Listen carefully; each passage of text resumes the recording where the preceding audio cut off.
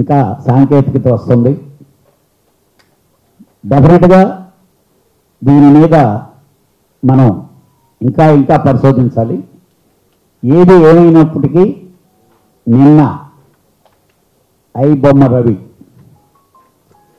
నా భాషలో నిజంగా చెప్పాలంటే అండి, మన తెలంగాణ గవర్నమెంట్ అలానే సి ఆనంద్ గారు ఇంతకుముందే దీని మించి ఆయన ఇంతకుముందు పోస్టులో ఉండేటప్పుడే ఈ కేసుని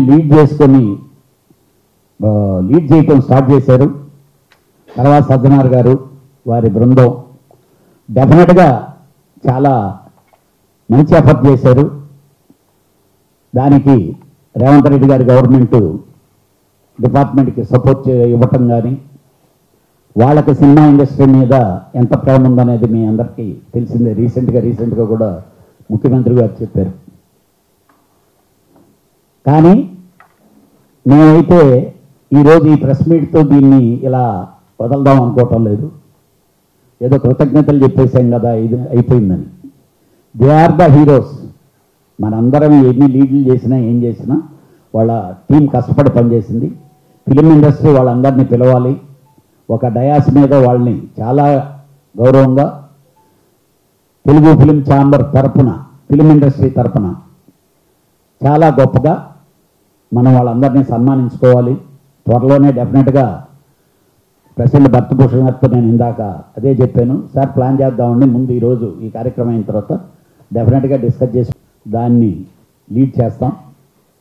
అంటే మాకు ఆనవాయితీ ఏది జరిగినా తెలుగు ఫిలిం ఇండస్ట్రీ తరఫున జరిగితే ఛాంబర్ నుంచి ముందు లీడ్ వెళ్ళాలి. అప్పుడే ఈ సంస్థ దీని గౌరవం, దీని ఇది ఉంటుంది.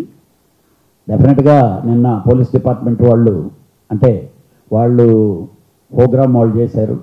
మా ఇండస్ట్రీ తరఫు నుంచి ఇంకా ఘనంగా పెద్ద ప్రోగ్రాం చేద్దామని చెప్పి అనుకున్నాం. అది త్వరలో ప్రెసిడెంట్ గారు వాళ్ళు దాన్ని ప్రకటిస్తారు.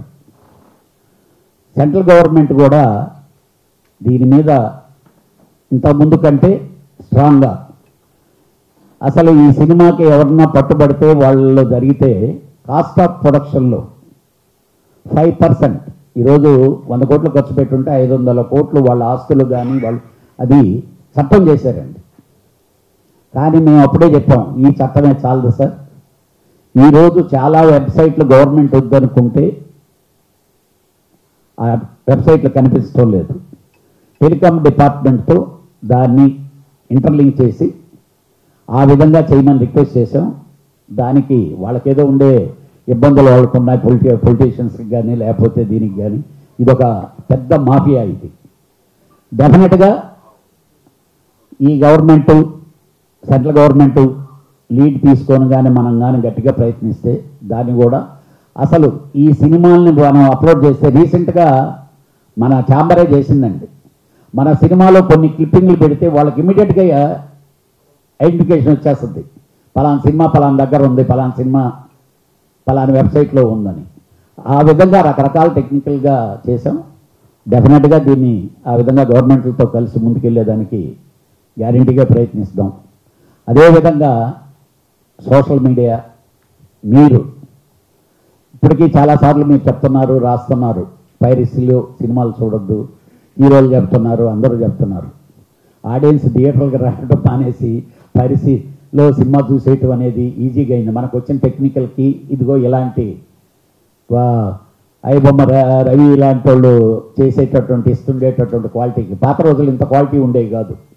ఇప్పుడు మరీ హెచ్డి క్వాలిటీలు అన్నీ తీసుకొని రిలీజ్ చేస్తే ఆటోమేటిక్గా ఇంట్లో కూర్చొని హ్యాపీగా పొగోడి తింటా, పిల్లలతో సరదాగా ఫ్యామిలీతో మాట్లాడుకుంటా సినిమా చూడటం అలవాటు అయిపోయింది.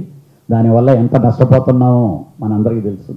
మీ అందరి సహకారం కూడా ఉంటే దీన్ని ఇంకా కొంచెం ముందుకు తీసుకెళ్లేదానికి కుదురుద్ది. ఇలాంటి దుర్మార్గుల్ని శిక్ష పడేదాగా, లేకపోతే ఇది అరెస్టులు కాదండి, ఎన్కౌంటర్లు చేయాలి. ఎన్కౌంటర్లు చేస్తే వాళ్ళు చేయకపోయినా సినిమా వాళ్ళన్నా చేయాలి కనీసం. ఎందుకంటే అంత బాధ. వాడికి సంబంధం లేకుండా ఒక సినిమా ఇన్ని కోట్లు ఖర్చు పెట్టి 100 మంది కష్టపడి వాళ్ళ బ్లడ్ని తాగుతుండే లాంటి బ్లడ్ చూడటం చాలా అవసరం.